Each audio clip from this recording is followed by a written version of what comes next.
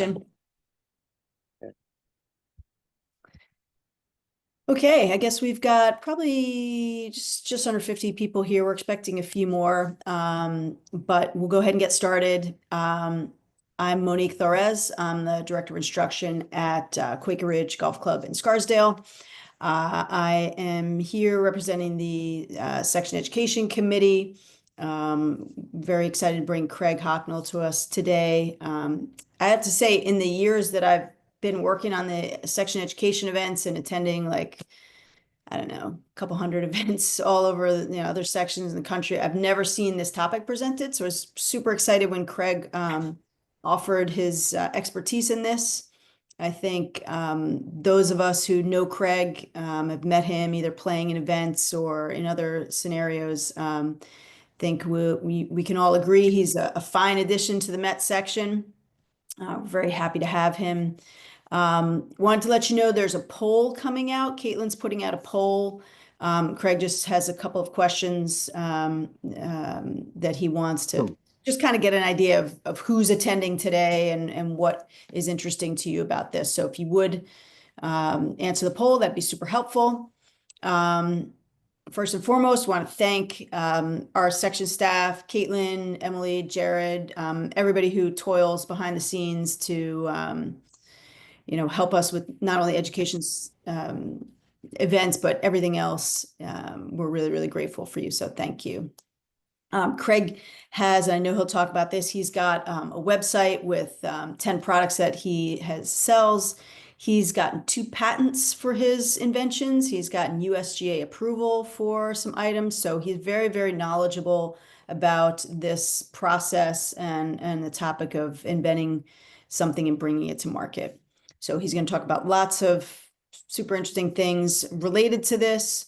And I don't want to take any more of his time, so I'll just give you a quick rundown. Craig Hocknell is a globally recognized PGA professional. He's an elite instructor, entrepreneur, and competitive golfer whose journey has taken him from the remote highlands of Papua New Guinea to the fairways of major championships.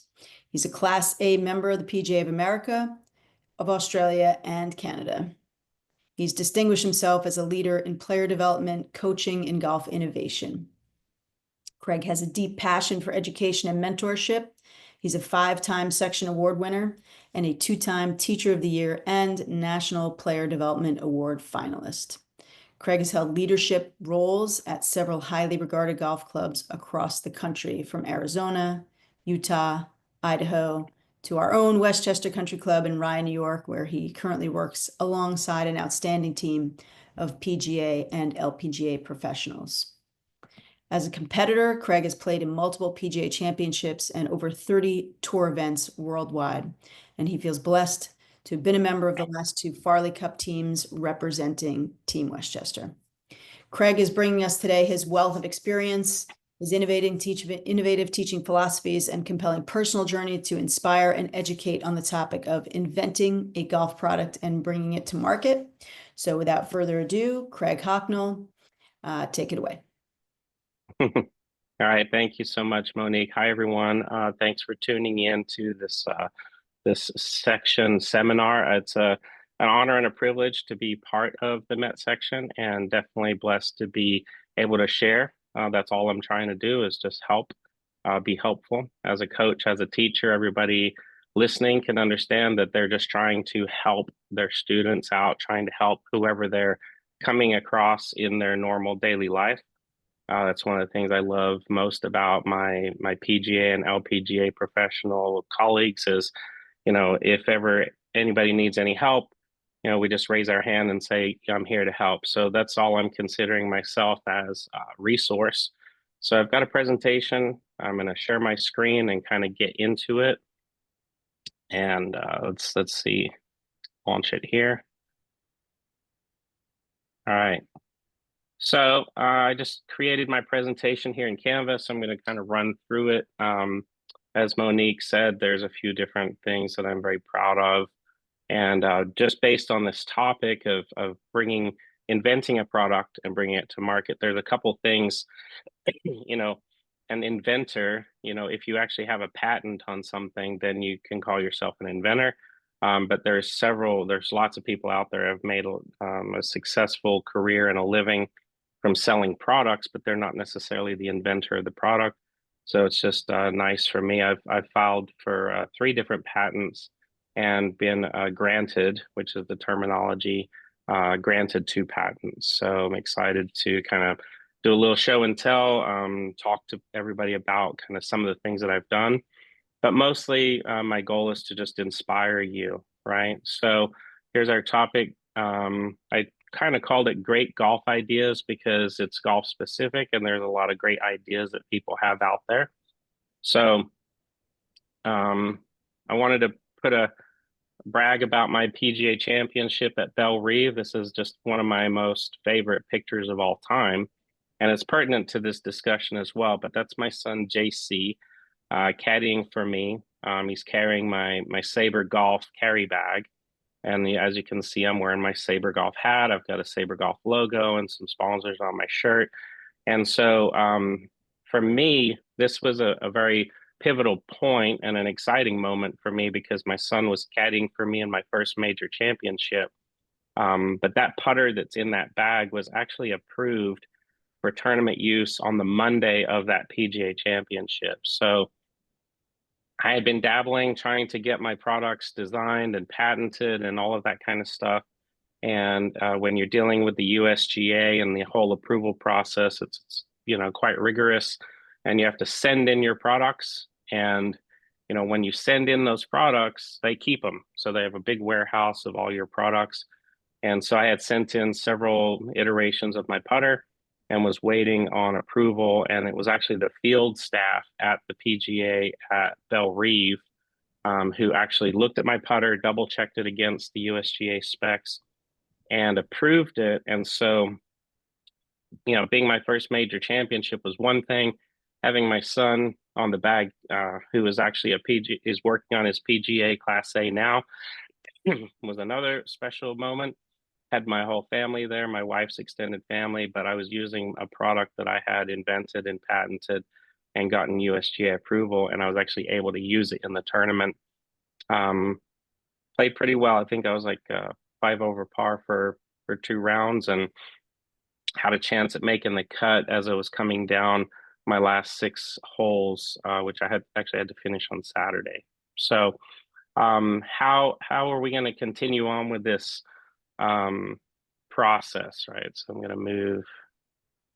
Right, so you've learned a little bit about me, how I can help you. I've just basically been there and done that on a few of these ideas. Yeah, we're going to be discussing the whole process, mostly 10,000 foot level. So mostly just looking at it in generalities and trying to help you figure out, is this something that you want to do? Is it something that is exciting to you? Just looking at the poll right now, we've got a couple people that have invented products and taken them to market. We've got a few people that have a great idea, and others who are, fascinated about the subject, which to me is just fascinating in general. I think I built my first putter when I was about 12 years old in my metalwork class. Growing up in Australia, we had a cool welding class, and I built my first putter in that welding class, which I thought was just fun, right? And then I'm going to give you some, key takeaways. So my goal as your coach in this process is just to express, how I can be helpful to you. So one of the main things I would like from this presentation is for anybody listening that needs more information, just to simply get a hold of me and talk to me more one-on-one about what it is that you're trying to achieve.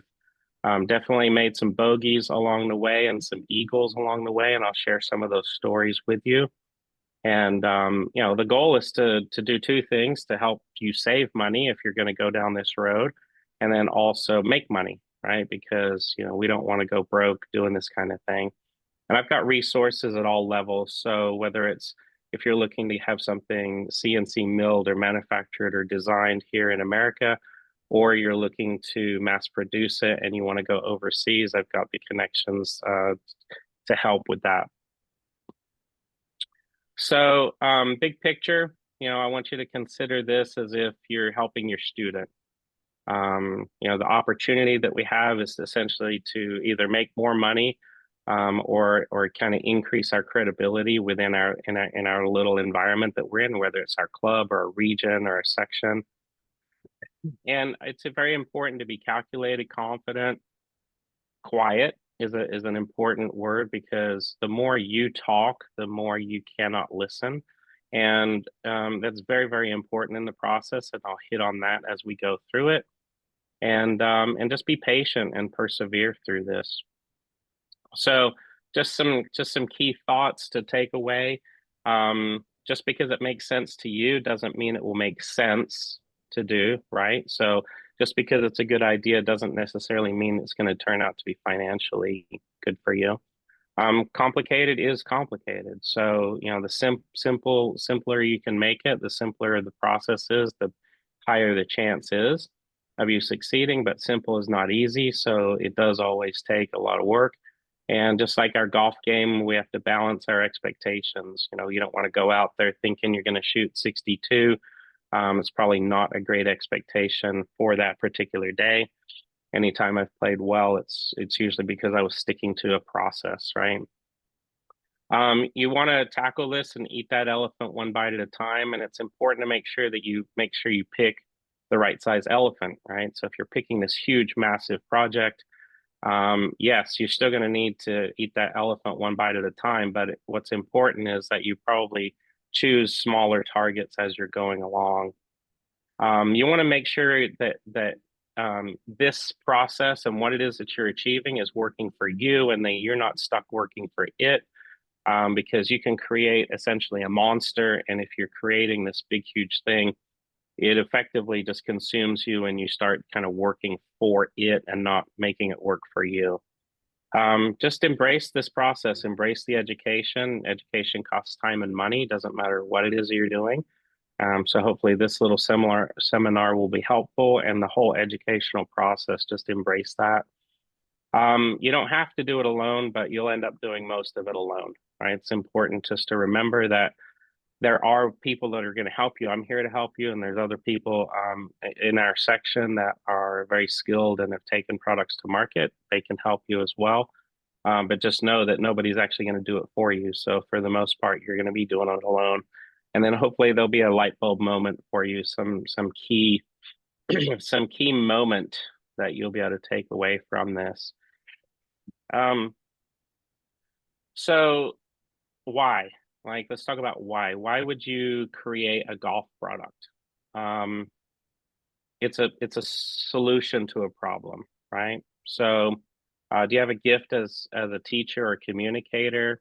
Do you have a heart for helping people? And will somebody in particular benefit from your idea? So, if there's anything that you want to really ground yourself on, this is that when you're bringing a product to market or inventing anything, it's not about the product, it's about the solution. So there's a problem, you have a solution. And so if you're always looking at it from the standpoint of, I have an answer to a problem, that's what I'm selling, or that's what I'm teaching, or that's what I'm telling you about, you have a solution to a problem. So when you get that 60-second elevator pitch, Shark Tank, and they're like, "Hey, tell us about your product." You're not going to tell them about your product. You're not going to say, "This is a chunk of metal and it moves in these different angles." You're going to say, "Have you ever struggled with the yips?" Or do you struggle with that big slice, or whatever it is? And then you ask the question to validate that, yes, there is a problem. And then you say, well, I've got the solution to that problem. So, and it's really no different in selling yourself as an instructor and selling your student on what it is that you can do for them. Your goal is to solve a problem for them. In this case, you just happen to have a product that's contributing to that solution. So I just want to walk everybody through a quick little exercise. So what I want you to do is just picture your most loyal student, right? Just everybody can kind of picture that one person that they've worked with. Maybe it's been years and years at this point. That student not only loves you because they believe in you as a great coach, but they're also invested in you as a person. So I just kind of want you to picture that particular person because it's going to be helpful as I walk you through some of these action steps. So if you're thinking about that person, what, how did you meet them? You know, was it just a random, hey, I need to sign up for a lesson, or were they referred by another student? Were you out playing golf and you saw that they were struggling and you gave them a little tip? And then all of a sudden their ears are open and they're engaged and they're listening to what it is that you have to share. So now the question is, what are you going to help that student with? You know, is it their putting? Is it their short game? Um, what's the problem that they're having? So I just want you to think about that student, and you know, it could be lack of power, lack of accuracy, lack of consistency. Maybe they're struggling with a particular injury and they have to do some modifications and work around some things. So then the question becomes, if there was just a product that you could create, what would that look like? Right. So let's say you're, you know, on the driving range as most of us, and you're thinking, okay, Mr. Smith is having this issue with his swing. What do I do? What do I do? So you just kind of look around and you grab some. What I'll do is just stop sharing and then come back to this so you can kind of see me. So you're like, what do I do? What do I do? I'm just going to grab a hold of anything, right? So you're like, okay, I have on my desk this little set of, you know, highlighters, right? This could be anything. It could be a golf ball sitting on the driving range. It could be anything. Now, I didn't prepare this. I just looked over and saw this. I'm saying, okay, well, what am I going to do to teach with this, right? So I might say, okay, you know, Mr. Smith, you're struggling with this part of your swing. Have you heard the analogy of skipping a rock, right? So you're going to take this thing and you're going to like hook it in your finger and you're going to kind of like show Mr. Smith how to drop your shoulder underneath and kind of skip that rock, you know, across the pond. So as you're kind of working on, you know, grabbing things, and we do this all day long, you're going to grab an alignment stick and you're going to take that. A lot of people ask me, your brand is Sabre. How did Sabre come about? Well, as a coach, I would always just find myself on the range grabbing an alignment stick and swishing it and telling my students, stop guiding it. Like, I need you to have some like reckless abandon with your swing. What about if I gave you this stick and I sent you over to that tree over there and I wanted you to just chop the tree down or go into a field of corn or wheat, you know, up to your chest and just start like hacking it down? What would that look like? And you know, they take an alignment stick, start swishing it through the air. And I said, you know, that's like a sword, right? So the saber, you know, basically came from the description that I was using as a sword. Now I didn't have a product. I was just having an alignment stick or whatever else I was trying to create imagery with. And then the more I started doing that, the more I started seeing my students have success with this concept of this freedom and this acceleration and this speed.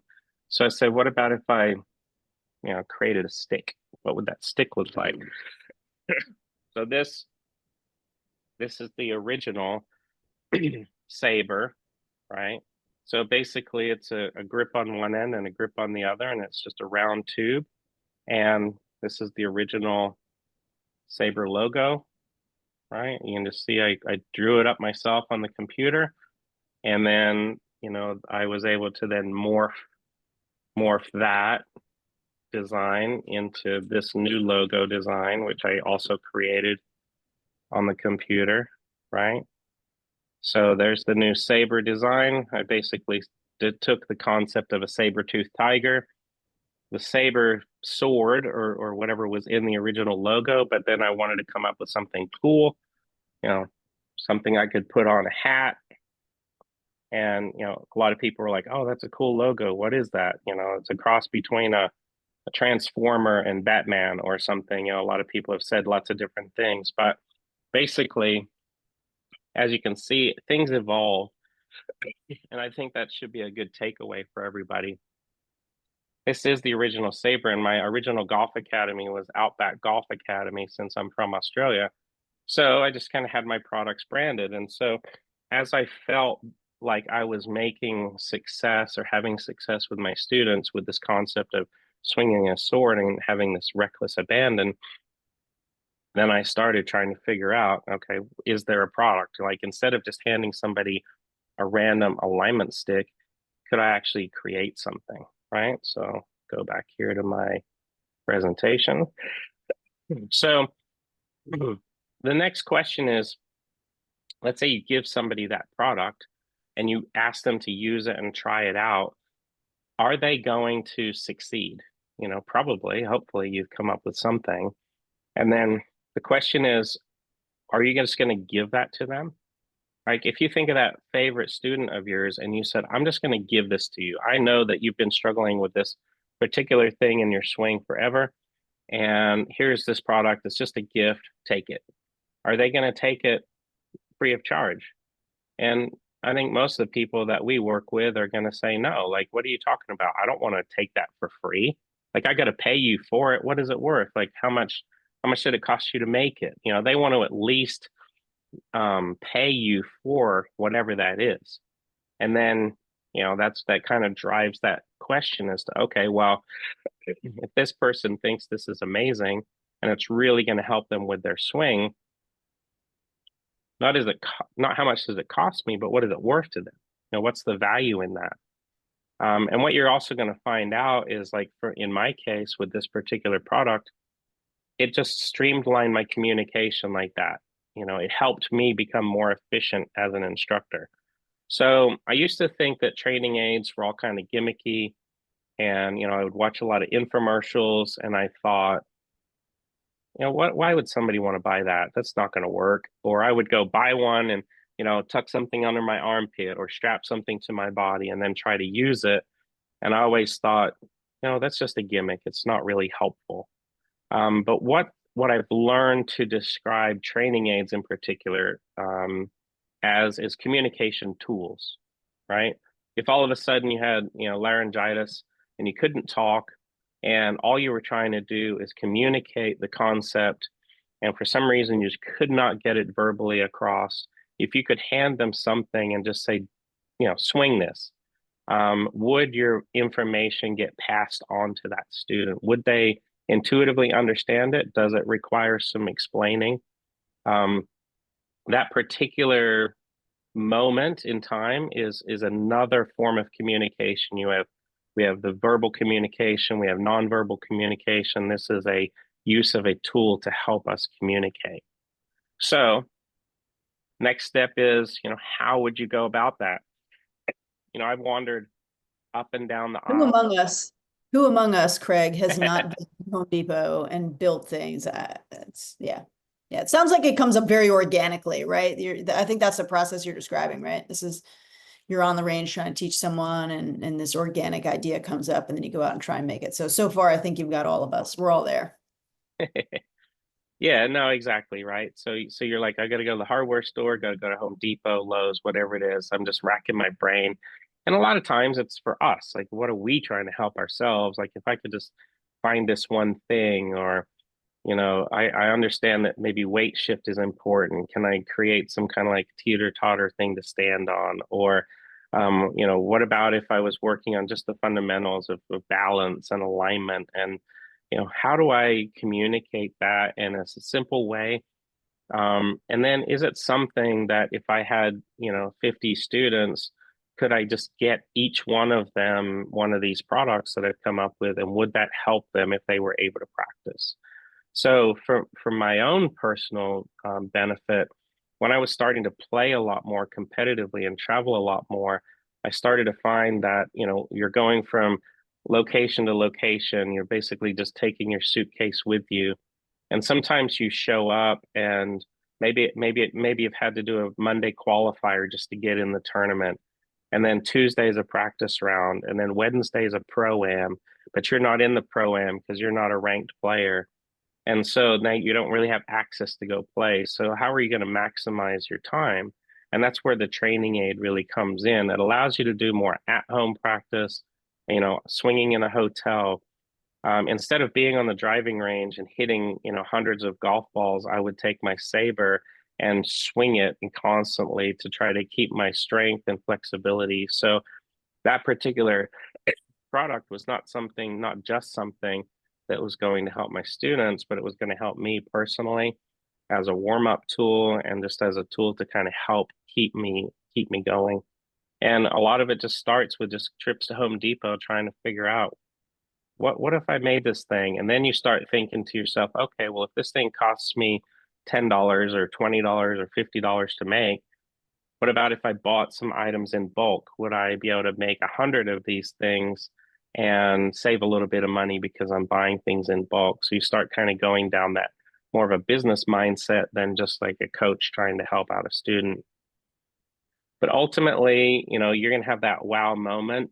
Um, if it really is a great idea, you're going to not be able to contain yourself. You're going to want to share it with people, and that passion for that is very contagious. And then once your student starts using it, they're going to say, "This is amazing. I'm all in." On Team Hocknull. I'm all in on Team Torres. I'm trying to figure out like how does this person tick? What do they have for me? I want them to help me with my putting now and my chipping and my everything. And they're all in. And then they have this great product and they're super proud of the product because it works for them, but they're also super proud of you. So they're always pointing, hey, they're on the range. My saber, my new, the second saber. So this is Saber 2.0, and there's the new kind of logoing. And I left this one in the packaging just because that's part of the presentations to kind of know how to do some packaging on it. And I think again to do it in a smart way, but we'll get to that point. But basically, this particular product, unlike the first one, so the first one, as I move it back and forth, you don't hear a ball rolling around in the saber. And this particular one, as you move it back and forth, I don't know if you can hear that, but there's a ball rolling inside the tube. And so the reason why I bring that up is because I'd be on the driving range and I would hear zoop click, zoop click. And then all I have to do is look down and there's one of my students swinging that product. I may be in the middle of a lesson down here with Mr. Jones, but Mr. Smith is, 20 stations away practicing and I can hear that saber clicking. And then I, catch out of the corner of my eye, Mr. Smith is over there and he's talking to somebody else about the product. And you can see him going, oh yeah, blah, blah, blah. This is this, this is this. And then he's pointing, down the range. There's my coach. That's where you need to go. You don't just need to go there to get the product. He'll help you with your swing and your putting and your short game and all that kind of stuff. So let's see, next slide. So these are the things that are going to happen. So after you create your product, it will help your students and it will solve real problems for that many golfers face. It will generate a profit margin and make you money. It will strengthen your brand and credibility and increase your teaching volume. And then it will have the possibility to revolutionize the sport or industry, depending on what it is that you come out with. There has to be some advancement, some revolution, some idea that really, tips the scale. And if you can just take confidence in just these things that will happen, and I'm sharing them from my own perspective, that they do help. I have an online store that I'm going to recommend to everybody. If they do that, go with Shopify because it's just the easiest platform for e-commerce because they handle a lot of the very important things that are really necessary. But like last night, I was kind of going through my presentation, and then I get a ping on my phone, and I look up, and I'm like, "Oh, that's cool! Like somebody in Texas just bought one of my training aids." And I've been able to sell my training aids through the online store. I sold one not too long ago, all the way to Sweden. The product itself, I think, is $150, and they had to spend $150 on shipping. And it was at whatever exchange rate, Sweden is versus the US. So if somebody is finding you and they're, in my case, when it's an international order like that, they're finding me from my YouTube channel. My YouTube channel is growing. I've got over 11,000 subscribers now, and I'm putting out content on a pretty consistent basis. And so that churns away, and a few videos will pop off, and I'll have, 50 to 100 to 300,000 views or whatever it is. And then all of a sudden, I can see that trickle into my website and I can see people going on there. And a lot of times they've kind of fallen in love with the concept on my YouTube channel, and that kind of drives them to the website to learn more about me. Once they get to my website, they learn a little bit more about my own, credibility. Maybe segue to my website a little bit here just so you can kind of see that. So Saber Golf is not just like my product website, but also my brand, right? And the location where if somebody wanted to click on, get a lesson with Craig, they can do that. So, if anybody wants to go online at sabergolf.com, you can type in sabergolf.com and it'll redirect you to that website, sabergolftrainingaids.com, and you can jump around there and just see. But there's just a few images of tournaments I've played, or like that previous one was a kids camp where we had 60 kids up at Glenwild in Park City, Utah, and that was part of the protocol. As the director of instruction, I had all 60 kids every single camp, every single day, starting out with some saber exercises and some saber drills. And because I made the product extremely strong and long lasting and didn't break, we were able to just throw all these sabers into travel cases and move them back and forth, and we labeled them, put the kids' names on them and stuff. So, it was really satisfying and validating for me to have a product and then put it into an entire country club's coaching model and coaching program. But I just wanted to share that real quick. So go back here. And Craig, talk, that's I've heard that discussed in some other like marketing type seminars. Like you don't need ultimately like as many people as you can talk match products, but if you get 10 super fans, right? Yeah. 10 super fans will bring your message pretty far. So yeah. Mm-hmm. Yeah, exactly. That's what you're looking for, is those raving fans that that are all in on you, and they're all in on just basically anything that you come up with, right? So if you're coming up with a product or just a class or whatever it is from your coaching standpoint, if all you're doing is speaking honestly and openly with integrity as you would as a coach, that authenticity goes a really long way. And so as you're thinking through this and you're thinking, okay, well, maybe I do have this really excellent product. That's my goal with this presentation and seminar, is just to motivate you and say, look, it is possible.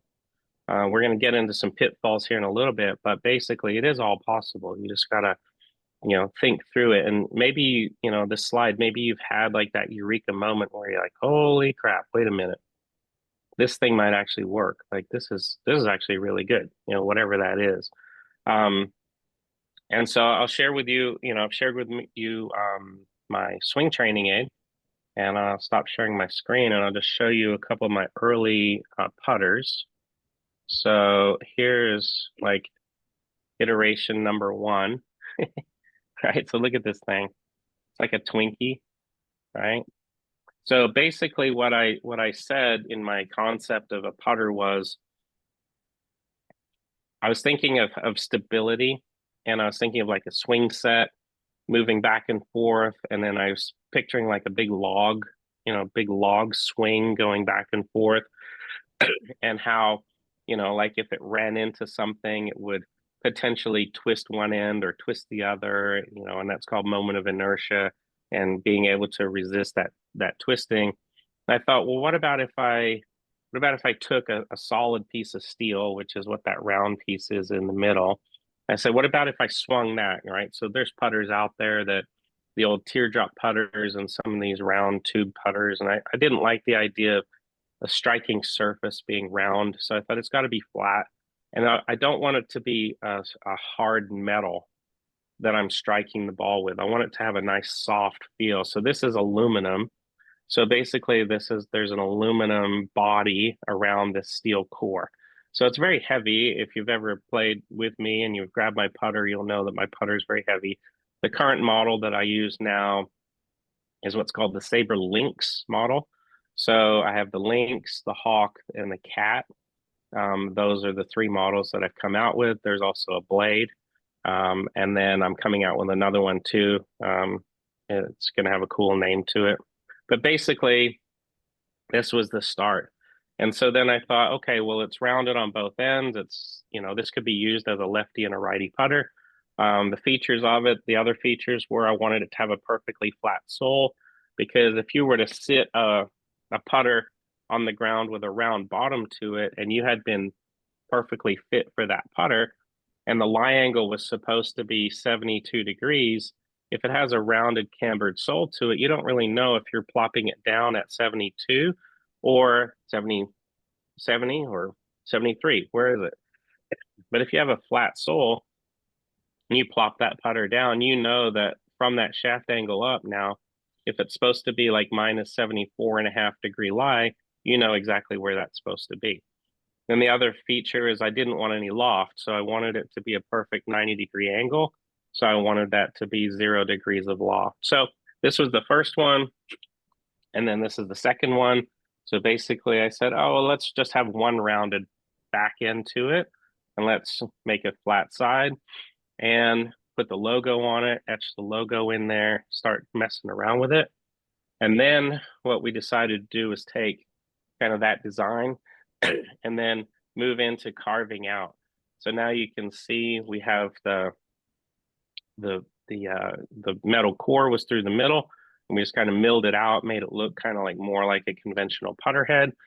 And then we decided we wanted to keep that metal core and have it float through the whole thing. So that created a little bit more challenging installation process where we milled out the whole head, bored out the core, and then installed the core all the way through there. So it was very, very complicated. So now where I'm at is I have a stainless steel head with a similar design, but there's no floating core going through there, which was really able to help me kind of improve the reproduction of it. Because this one was very kind of labor intensive and very tricky to do. So I'll go back here to my screen share.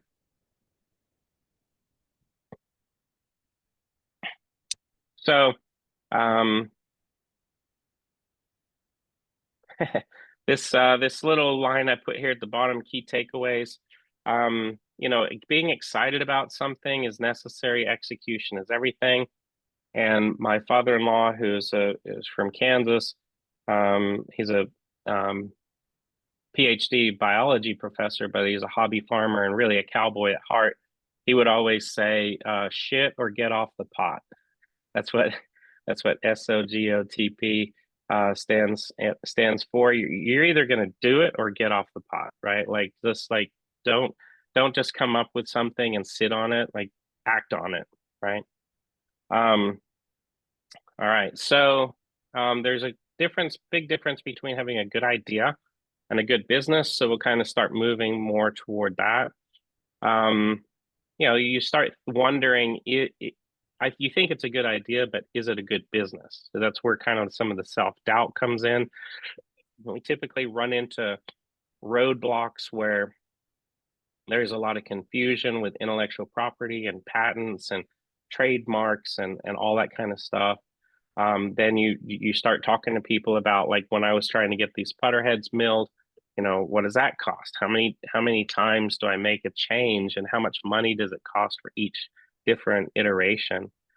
So one of the most important things I did as a real life example is we had a regional show that would go around. So there was it was called Golf Fest, and there were 3 locations. It was San Diego, Phoenix, and Las Vegas.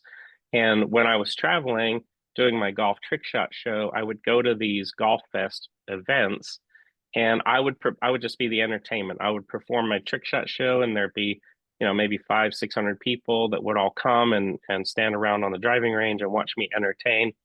I would typically have two time slots, a 10 a.m., maybe a 2 p.m. Show that I would put on for everybody that came to Golf Fest.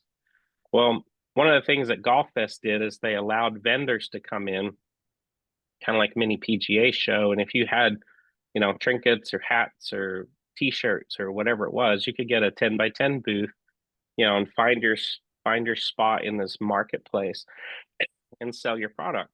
So I thought, I think it would be a really good idea if I got 50 of my Saber training aids and I went to Las Vegas just to test it out, just see. Because I know my students liked it. I know my junior golf students were enjoying it. I could see they were improving. I was essentially, for my junior golf students, I was kind of bundling my Saber with the Outback Golf Academy logo on it as part of the package. Once you signed up for my junior academy, you got a Saber, and that always stayed in your bag. And then it didn't matter what coach you worked with, you were going to be using the Saber as part of your training. But then I thought, well, what about the general public? What are they going to like? Do they want blue? Do they want red? Do they want green? What color grips do they want? So I said, all right, I'm going to get a smattering of colors. I'm going to get different grips. I'm going to take 50 of these Sabers, and I'm going to go up, and in between my trick shot shows, I'm going to stand there and demonstrate my product and see if people will buy it. And I also had no idea how much people were going to spend on it. I didn't know if it was 30, 50, $100. I had no idea. But the important thing for me was using it as a real life guinea pig experiment. I had essentially used my junior golfers as a guinea pig, like, hey, here's a Saber, go swing it. Let's see if it helps you. And then you just step back and you watch and you go, huh, it really is helping. Like this really does help them. Well, was that going to help the general public? Would they get it? Would they understand it? So I went to Las Vegas, took 50 Sabers, went up there. I said, okay, well, $50 is a good starting point. I'll just see if I can sell all 50 Sabers for $50 a piece and see what happens. And so we kind of messed around with it. Halfway through the first day, we were selling them. So I said, let's bump it up to 100. Let's see if we'll sell them for 100. So when we bumped it up to 100, we only sold one or two. We started selling less of them. So I thought, okay, well, there's probably $50 or somewhere in between is a sweet spot.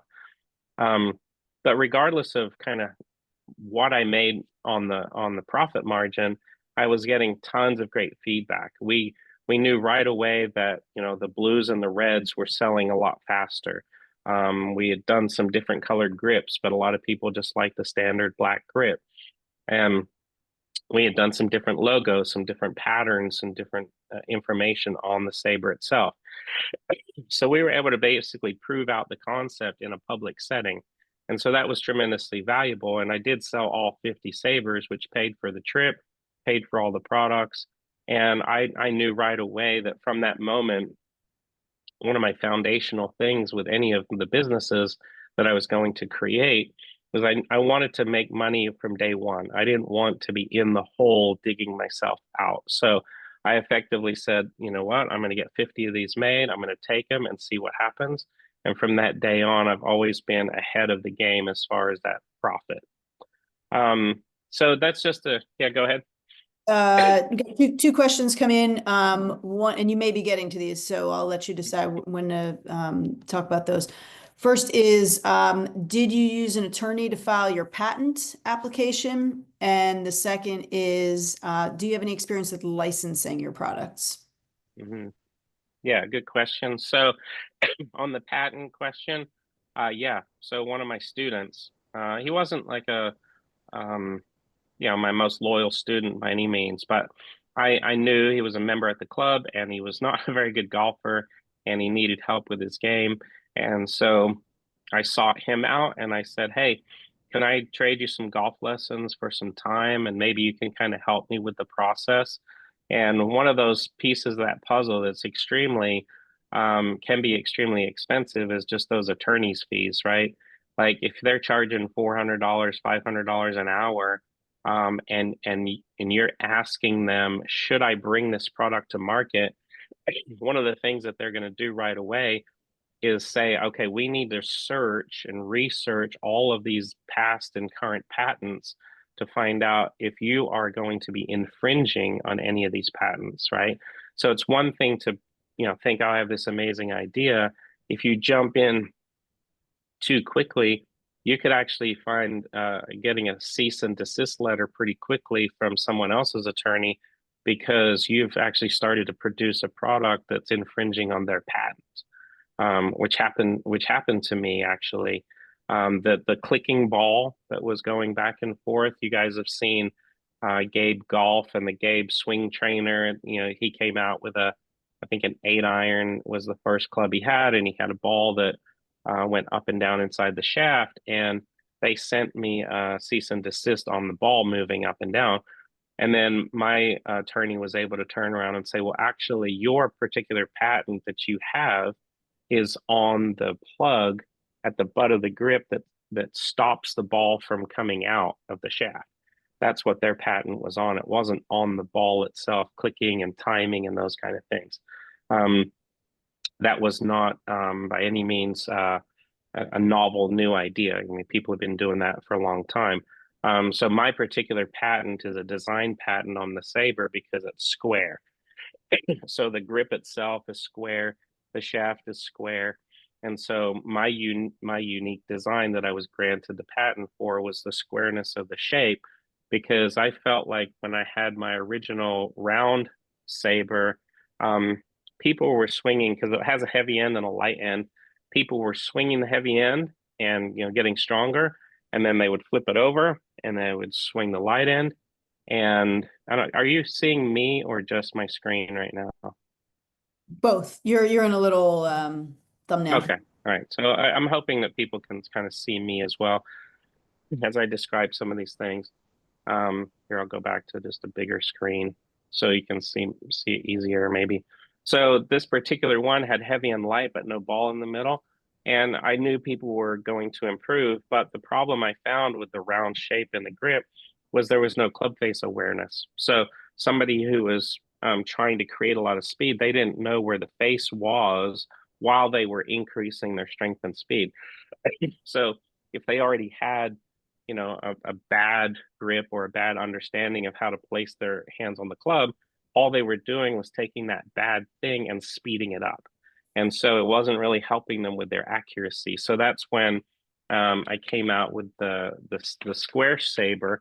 So the shaft itself is square all the way around, right? And there's basically 4 sides, and I was very intentional with where I placed the blue stripe on top with some carbon fiber on the sides, some dots, some ball position alignment stuff.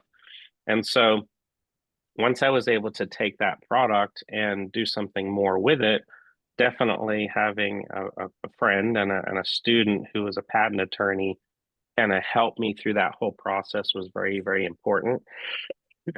As far as licensing is concerned, I don't have any experience with licensing a product. I did go down that road trying to work with bigger companies, like Callaway, for example, to try to see if I could kind of like co-brand and essentially license my product with them. But I was not successful in doing that because I was looking at changing my whole pricing model and the volume and all that kind of stuff.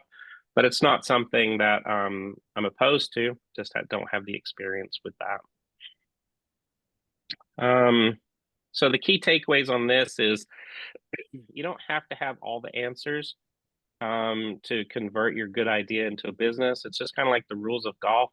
They were simplified in 2019. And now there's 24. It used to be 32. But I still couldn't tell you what all 24 rules are. All I know is where to find them, right? So it's not necessarily about knowing all this stuff. It's just knowing that there's a resource, knowing that, hey, let me get a hold of Craig or one of these other pros in the section that has products and is taken to market. It's just about knowing who to go talk to. So here's just a little budget that I put together in 3 different columns just so that people could kind of understand the expenses of things. And I didn't allocate dollar amounts to many of them except for the middle column. So you can see that when you're in this product development phase, even though your brainstorming doesn't necessarily cost you any money, it's costing you some time, right? So it's just important just to kind of understand that a lot of the things that you're thinking of or doing, maybe it's good to just track it a little bit, just to know how much time and effort am I spending on this product, right? Um, you're going to need to do some, competitive product research, and that kind of goes to that patent attorney help. But you can go to the United States Patent Office website, type in, do some searches, try to find. It's kind of messy and it's hard to dig through a lot of that stuff, because it's not just identifying if there is an exact copy of what it is that you're trying to create, but what would be the infringements on that. So usually there's a huge long paragraph of lots of things to kind of dig through, and that's where the patent attorney is very helpful for that. Um, when you go to the hardware store, like how much does it cost? Are you're going to use a family friend as a guinea pig? Somebody that you can trust, somebody who's in your inner circle that's not going to just take your idea and go off and share it with somebody else. Are you going to make them some products? You're going to spend time with them. You're going to go over to their house for a barbecue, and you're going to have them swing your training aid or whatever it is, and just give you some honest feedback. And that goes back to one of the earlier comments I made about just being quiet. It's like, here, take my product. I'm just going to cover my mouth for a minute, and I'm just going to watch and listen. And then when there's that awkward silence, just don't say anything. When you're vetting your product and you're testing it and you're trying to figure out if this thing is actually any good, just wait. Like, let the people that are helping you or trialing it or testing it, let them digest it a little bit and just think about it just for a second, and then just be quiet. And then more and more valuable information is going to come out of that. So I wanted to just draw your attention to the middle column here. So this is just important to understand from when you're trying to take that product and sell it. So let's say you have your raw material costs, and I just put $5 for each part. This is like grip, shaft, head, whatever it is. Your actual cost of those materials is $15. And maybe you're going to pay somebody $10 to build it for you. So that particular manufacturing of that product, ready to go with just in its raw state, is $25. Then you're going to need to package it. So in my case, when I won Best New Product, so this product won Best New Product at the PGA Merchandise Show in 2017. I didn't have any of this stuff. I didn't have any hang tags or product displays or even just putting it in. This is a very, very strong plastic material. I didn't have any of this. And why did I choose this? Well, my product is kind of a high explanation product. It requires some explaining. So I wanted visually, if this was hanging on the wall, I wanted somebody to look at it and already quickly understand some of the features. Like, I didn't want to put it in a cardboard box or like put it in a cool, yellow Scotty Cameron putter type box. And I wanted information on the front and the back so that if somebody grabbed this at a Dick's Sporting Goods, they were able to look at it and go, oh, that's, I kind of understand some of it already, right? So there's costs to that packaging. So maybe it's $5 there. If you're having your product made elsewhere, not in your home state, you're going to need some shipping fees. You're going to be paying some import duties. A lot of people are concerned about these additional tariffs from products that are coming in from China. These kind of things can move quickly.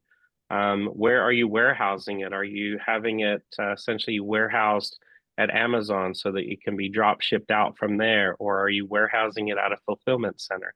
Are you essentially paying rent to have your product sitting there, or do you have to go get your own warehouse? I had a warehouse not far from here, about 30 minutes from here, big, huge warehouse where all of my production and the packaging and the shipping and all of that was done all in-house. So what was that costing me per month? Um, these little inserts, you have to have them designed and packaged, and certain states and countries require different pieces of information about the product. If it had any, lead-based paint, or if it had some type of material that was known to the state of California to be carcinogen. You know, you have to be able to like go through all this stuff before you can sell these things to different states. So basically, once you do the simple math on this, you found out that with some packaging, so just the basics, you got your product, it's in something that you can sell. $32 is what it's going to cost. So just as a general rule of thumb, if you were to sell this on the market to a Joe on the street, you'd have to sell it for $128. And here's why. If you have a wholesaler that you're selling it to or a distributor, they're going to want their cut. And most of these companies that do this distribution and wholesaling for you, they're not in it just to make a couple bucks here and there. So essentially what they're hoping to be able to do is, like double their money. So if a wholesaler buys it from you at $64, you doubled your money. That's good for you. And then they're going to double their money and sell it out to a distributor. And then that distributor is then going to be able to double their money and send it out, not double, but they're going to be able to get, 50% more to then sell that product out to the general public. If you have a Shopify store and you're able to just sell directly to the general public, that's where you can make a larger margin of selling it direct to that customer. But each level of or more people that you get involved, the more your revenue gets diluted because you have to share it, right? And then on the right-hand side, just general things you're going to have to know how to do. You're going to have to go buy a domain name, and that's going to renew every year. You're going to have a lot of different fees that you're going to have to pay over the years. This just needs to kind of get on paper so that when you're looking at your profit margin, both of these columns on the left and the right of that green one are eating into your profit margin at some point. So you don't have to go crazy with it, but it's just understanding, that there's more to it than just that particular product is important. So to go to just a pitfall, after I had my product created, I garnered some attention and people were interested in learning more about it. And then they would come to me and they would say, oh, I have this great new product and blah, blah, blah. We have a patent on it and we've got production. We have 10,000 units, arriving from China or whatever it was. And I asked this guy one time, oh, wow, how much have you already invested into your product? And he said he's invested $2 million of his money, his wife's money, and some investor money. And this individual was an optometrist, right? So they made a good living in their professional career, but they were not a golfer. It was the gentleman was more of an optometrist, and he did have a little bit of an engineering mind, and he created a really cool product. The problem was he had no way of selling it. He had no students to sell it to. He had no marketing ability. He had no ability to create an online store. He didn't even have a good name for the product. And these are all things that I look at and I shake my head because I'm like, oh no, like you just spent a lot of money. $2 million is a lot of money. I don't care if you're making, a few $100,000 a year as an optometrist. That's a lot of money. And then what made it worse was as I began kind of investigating and asking him if I could partner with him to help get his product out, because I knew some of the other elements that I could help him with, he had no room to share any profit margin because he had already over leveraged himself and his product with his investors, and investors would not agree to let any more partners in, even though the partner coming in my case, me, would be the one to help, sell the product and actually get it out there. So just make sure that you kind of start small, do a lot of testing frequently, ask a lot of questions, just do a lot of observing. Don't puff up your chest and brag about all these amazing things that you are doing. You come up and say, hey, what do you think? What do you think about this? Do you like it? And then just sit back and listen. That's the biggest advice I can give anybody on this is just be patient with it. Ask a bunch of questions. Craig, how can you ballpark, and it may be different for all your products, but can you ballpark your time from like idea, you're on the driving range with your student, come up with an idea to completion, like year? Hmm. I'm Yeah, sure. so I mean, I think mine might be a little bit unique in that, when I was, let's see, 2014, I started my academy. I had already been teaching this, swing the sword kind of concept for many, many years. 2014, 2015 was when I thought, you know what, I'm going to do this academy and I need to have a brand. I need to have a product that I can kind of give to every one of my students or sell to my students so that they had a unifying thing. I mean, we had 160 kids in my program, and we had 20 kids in my elite, college prep program where they were trying to get college scholarships. And so that was the focus. So then once I could see the successes happening and kids were getting offered scholarships, and I could see that my product was playing a pivotal point in that process, that's when I thought, okay, maybe around like 2015, 2016, I'll see what I can do. So then I went to another country club, took a job as a director of instruction, and I started taking my products with me. And my students continued to be my guinea pigs in a sense. The second iteration of my product came out. My patent was filed for that particular product, not my original one, because the original one was not patentable. There was already other products out there. And then in 2016, I thought, you know what? In 2017, I'm going to go to the PGA show and I'm going to see what the rest of the golf world thinks of my product. And so, January 2017, I go to the PGA merchandise show and I bring my product and I go to the new product zone. I set up in the new product zone and thousands of people come through and all of merchandisers of the year, award winners come through there typically and they vote on products and I won best new product. I was like, oh my gosh, what do I do now? Right? Because I had just won best new product, which I get to put, it's right there on my packaging, best new product PGA show. I get to put that on there forever. Um, so when that happened, immediately I had an order come in for 500 sabers to get shipped to Japan.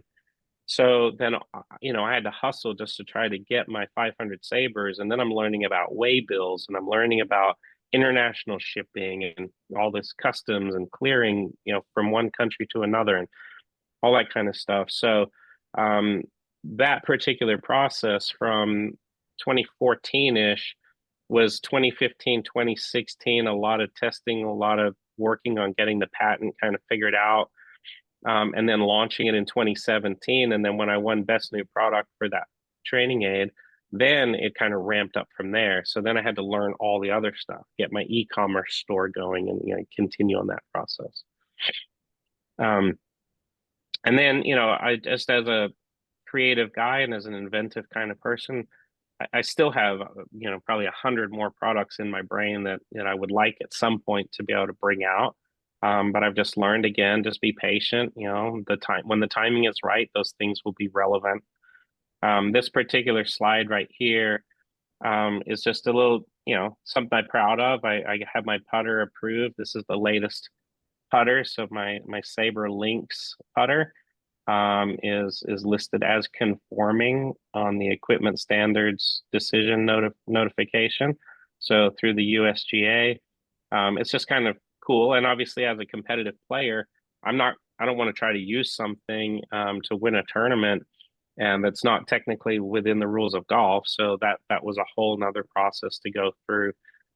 So just making sure that you're seeking wise counsel as you're going along. Obviously, having that patent attorney buddy um, talking with CAD designers and engineers for my putters and my other training products, just making sure that you're surrounding yourself with really smart people is way better than trying to figure it all out on your own. And I would say just make sure that quality is more important than quantity when you start out, because the things you don't think about, let's say you invented this great product and you sold 10,000 of them right away. Well, what would be really bad is if somebody got injured and sued you, for that product, you know, um, a piece of it comes flying off and then hits another person in the head or whatever it is, or something breaks, like something malfunctions, and thankfully nobody gets hurt, but all of those, 9,000 of the 10,000 units come flooding back in and they get returned. And you're like, uh-oh, like now I have this really big problem because you've just missed out. Those people are not going to rebuy. They're going to tell their other golfer buddies, no, that thing was a piece of junk. I don't want that. So just start small, make sure that you really take the time to get the quality exactly where it needs, because the last thing you want to have to do is any returns, or if that God forbid, any kind of injuries. So here's kind of just like a summary of how I would go about it. Step one, validate the idea, talk to golf students, test it with your fellow golf pros, and just collect as much feedback as you want. Um, I think again, it's very important to not think you know everything. It's very important to just throw it out there, keep your mouth shut for a minute, get the feedback on it. Step two, do DIY, go to Home Depot, start putting stuff together, make a little small batch, test it with a group of students, test it with some colleagues. 3D printing right now is quite amazing for testing certain things. I'm working with a company right now. We're developing a wearable technology. And one of the things that we're able to do is create the housing for all of the technology in a 3D printed piece that we can test. We can essentially test it in real time, hands-on testing, and just see kind of how it feels and how it moves with the body. But we're able to do that with a 3D print now, which before you would have to go through the whole process of having a mold made and then the plastic injection, and that's just a very expensive process, whereas 3D printing is so much easier now.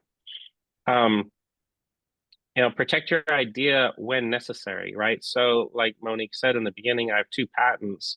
I've attempted the patent process 3 times and was denied actually on my first patent. But the reason why I was denied was not because I didn't have a good idea, it was because it infringed on somebody else's patent. But if you have something that you're going to bring to market, like this putting disc that I showed you earlier, right? I didn't invent this, but I sell this, right? So if somebody wants to take this putting disc and throw it out on the putting green or at their home on the carpet and putt on it, there's a rubber rim around here, and as you putt your ball, it bounces up and it goes into the inside of that hole, and it's a smaller diameter than a 4.25-inch cup. So you're practicing at home on a smaller thing. I didn't invent it, but I branded it and I sell it as one of my products. So sometimes you don't necessarily need a patent. Sometimes you're not going to qualify for a patent. You definitely don't want to infringe on somebody else's patent, but sometimes going through that whole process is not necessary. Start selling small. Sell to your friends, sell to your students. Work on figuring out how to build an e-commerce store, and if you can, like I manage my own store. I design the website. I know how it all functions because I did make the mistake of having a friend of mine who was a tech guy, a website designer. He built an entire website for me, and I paid him $10,000 over, about 3 years of building out a website, making it e-commerce, making it super cool, had all these great functionality to it. And then the platform in which he created it, the company itself started going out of business.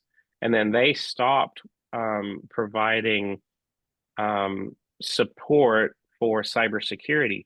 So my particular website that I had paid $10,000 of time and labor for this individual to build for me was actually extremely susceptible to being hacked. And so I was dealing with issues all the time where my website essentially was being hacked and emails were going out to all of my customers from my email address. And it wasn't even me that was sending it out. So we were able to shut it down. But basically what happened was my friend was unable to go and fix the problem because the platform itself was not being supported. So that's why right now I recommend Shopify. Shopify is the #1 e-commerce store. I would just start there. That's very, very simple, very easy for someone to put products on a store and build something. And I feel like they're going to be around for the long haul now. So if anybody's trying to hack into Shopify, they have a lot of the technology and a lot of the support to stop that from happening. And then when it's time to expand into a larger market, you're ready for that. You've kind of taken the steps. You've got some things in place that's going to help you into the future. The marketplace, when you take a product to market, the market is wherever you're at. Like if you're golf course, that's the market. It may just be your pool of students at the club that you teach at. That's your marketplace. It could then extend like I did to a regional golf show and sell to a general public market. Now, because I strictly sell e-commerce online, the world is essentially my market. But because I have a partner in Shopify that helps me to sell products all around the globe and do all the paperwork for me, all the customs forms, all that kind of stuff, I'm able to then protect a very large profit margin for myself as I sell wherever I'm selling around. And then obviously you can then go into a big box store. You can work with the major buyers from Dick's Sporting Goods. You can have, your products sold, and there's just a whole list of things that you have to be able to accomplish to sell both in the retail space as well as online. So I can help. That's a whole another.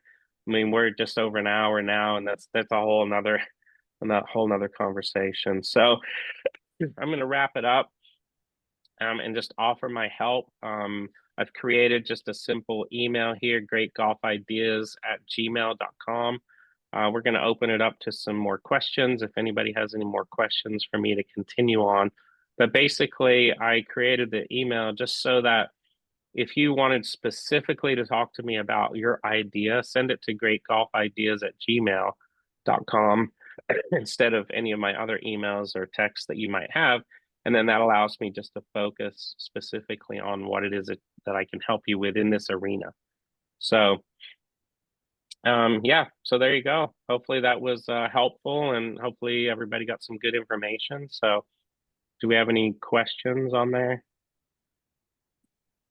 Yeah, Craig, I think that was, it's like, we could hear another, probably, I could listen to another 3 hours of stories about how people are, pitfalls people have come into. I think it's really interesting the story you shared about the doctor and how, because I think, because we interface with customers all the time and students, it seems very natural for us to get into golf product invention.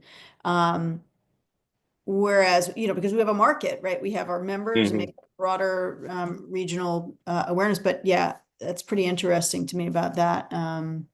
What other pitfalls have you seen with people trying to bring products to market, and what are some of the traps people get into? Yeah, I would say, I've been fortunate now over the last, since my product won Best New Product, really, I guess it's going back 7, 8 years now. Every year I've increased the amount of consulting that I'm doing with people. And to me, a lot of times it's the simple stuff. Like, why someone says, I've got this product, it's called XYZ. I'm like, huh? Like, why? Like, where did that come from? Like, is there a story behind it? Like, why are you calling that? Um, like my brand, yes, it's called Saber, but it has the word golf in it. Like it's Saber Golf. Like if you don't have the word golf like in your golf product somewhere in there, then what is it that you're selling? Um, you can get super creative, come up with all kinds of cool things. And there's a difference between having like, let's say a product that you're selling or a brand that you're selling. And so if you're really, really good at marketing and you've got a great ability to boost your Instagram and boost your YouTube, you're able to then have a brand that you can sell. The the pitfall, I think, right away is coming up with something that's not even a good domain name. Like we'll call it the green grass swing optimizer. Okay, well, it has the word swing in it, so that's one part. And you called it this big, huge name, but when you Google green grass swing optimizer, what comes up? Like, what's going to be the thing that comes up? Like, your student is going to tell them, I don't know about what that thing is, but it was like this blue stick, right? So I've gone and I've bought different domain names that are kind of like blue stick or swing training aid or blue, different things because I'm trying to funnel people who don't even remember that it's called a saber into where I'm going. So I think that's a pitfall is being too creative. Like one one one way to kind of figure out what kind of product you have is it extremely self-explanatory like this, right? So I have this when I do my online lessons, I just have this little club, right? I just cut down a club and put a grip on it, right? And I'm able to talk about the back of my swing. So everybody on this who does any online lessons, you just go cut down a grip, and then that way you can demonstrate in a small place on a Zoom. Like this is not an invention, but if I wanted to, I could go to China and have this head made, and I could make like a little mini club, and I could put my logo on it, and who knows, maybe that'll be the next product that you see on my website is like this little club. But it's very, very self-explanatory. There doesn't need a whole lot of explaining as to what this is, right? This is another product right here. It's a grip trainer, right? So it's pretty simple. You just squeeze it, right? It doesn't need a whole lot of explaining as to how you're actually going to utilize it. You can use it as a donut, put it on your club as well, and swing it as a weighted donut on the end. But I don't need to explain what that is. If you have a product that's extremely difficult to explain, then you're going to need a lot more resources. You're going to need a YouTube channel. You're going to need some great content on your Instagram. You're going to need a lot of videos. So that's where you start focusing your attention on that. So I think those are kind of the two pitfalls. One is just the name and the brand and the whole idea is a little bit too abstract for people. You want it to be really, really simple. And then you have to get that 30-second elevator pitch. You have to be able to communicate what does it do? Why is it going to help somebody solve that problem? And you have to be able to do that pretty quickly. Yeah. Yeah, great stuff. Great stuff. Any other questions before we let Craig go and prep for his Monday qualifier opportunity? Right. I don't know. I might have to buy your putter, Craig, if you made 7 birdies. It might be my next purchase. Yeah, and I guess it's funny, like on that point, if anybody in this seminar has played with me, you'll know that putting is the strongest part of my game. And I do make a lot of putts. And so, why do I make a lot of putts? Well, it's because I made sure my technique is good and my ability to read greens is good. But I also felt like the design of my putter was something that was going to help me simplify a lot of things to make me make more putts. So that's a good point. If you're going to essentially sell a putter or a brand of putter, you better be able to putt. You know, like that should be the thing that people recognize the most about you, making hundreds and hundreds of feet of putts. I like everybody will still miss putts, miss short putts, but I'll also miss a 3-footer and then back it up with 2 30-footers, and I'll have days where, you know, and more frequent days where that hole just, looks like a big bucket. And so I feel confident with that particular part of my game because I've gone through all the necessary steps of not just having a great product, but learning how to read greens better and understanding my stroke mechanics and all that kind of stuff. So if you're going to be known as somebody that does something really well, that would be a great opportunity for you to make a product. If you're, like Scott Fawcett with Decade Golf, I mean, he's more of a mathematician kind of a brain where he said, okay, this is this area that I feel like I like to dive into the data and I'm skilled at this. I'm going to create a business and a product around something that I'm skilled at. If you're known in your area as the longest driver and or the most accurate or the best wedge player or the best short game, if you're the longest hitter around, it would be a no-brainer for you to start selling and not even inventing, but start selling like speed training things and protocols to help you because people know that about you. If you're a really bad putter, you probably shouldn't be trying to sell, a putter or a putter training aid unless you create something and it totally flip-flops you, which is what happened to me. I was more known as the best ball striker that was not on tour. And so the only thing that was holding me back was my putting. So that's when I took a huge deep dive into putting and understanding my mechanics, screen reading, speed control, the putter itself, the design of the putter. And so it was my obsession into fixing my putting that helped me to create a putter.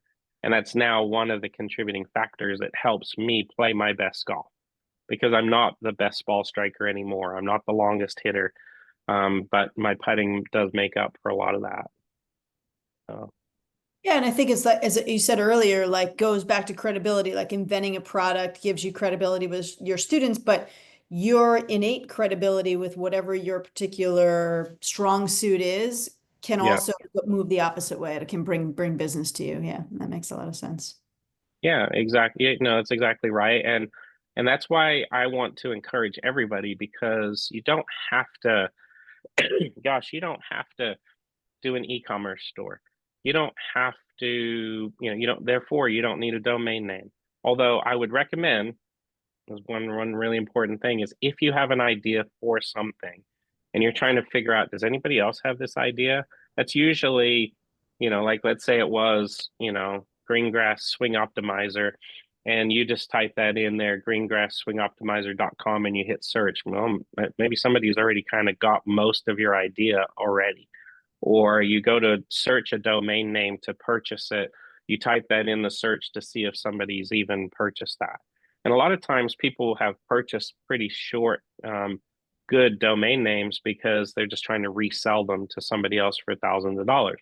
But at least is there an actual landing page somewhere with somebody who's already has my idea and my name and my brand? Because I may have to switch that up.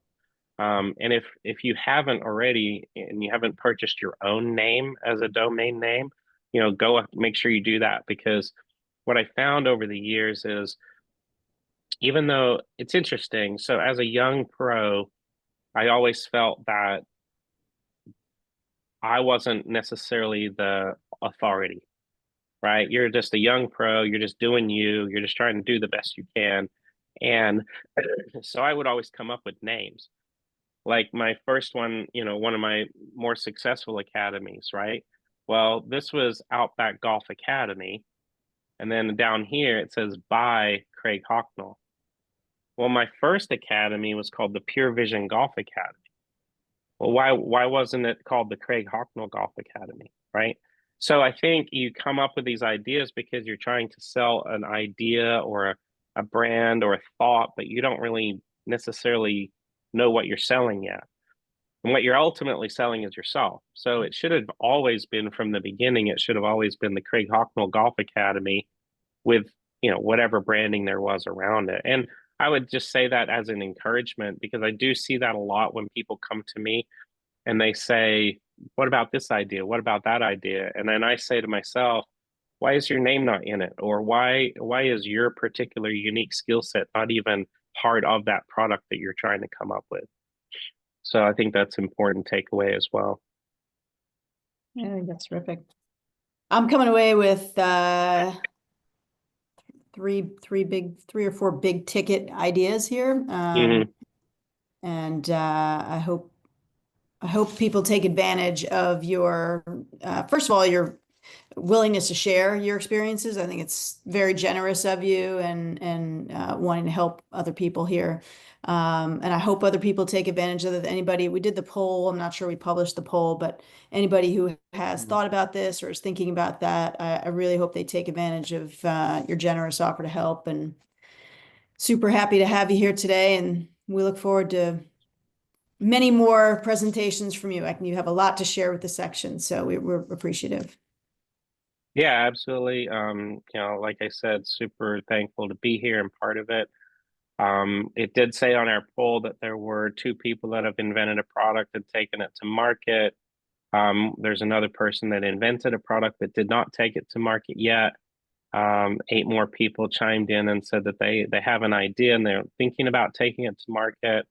18 out of the 40 said that they don't really have any ideas, but they're fascinated by the topic. So yeah, I mean, that's why I'm here. Now you know, so it's just like the rule book. You don't necessarily have to know the rule, you just need to know where to find the rule. So if you're thinking about it, or you've got a member that comes to you, or a friend or a family member, and they're like, hey, you know, like I just recently helped one of my wife's coworkers who had this really cool idea um, for a specific brand of like tea leaves, and taking your tea leaves and putting it in your cup and making your tea out of it. But she had this cool idea for the canister that you held your tea, that you dropped into your traveling coffee, your teacup. And so I was able to help her understand the whole process and help her avoid some of those pitfalls. Because even though we didn't have a ton of questions that popped up, there are always questions. And so it's not necessarily, you don't need to know the answer. You just need to say, hey, I think Craig could probably help me with that, you know, or your putting. I can probably help you with your putting too. So. Awesome. Great. Well, thanks very much, everybody. Thank you, Craig. Thanks everybody for tuning in. Again, Caitlin, Jared, Emily, thank you guys so much. And we shall see you on our next education program.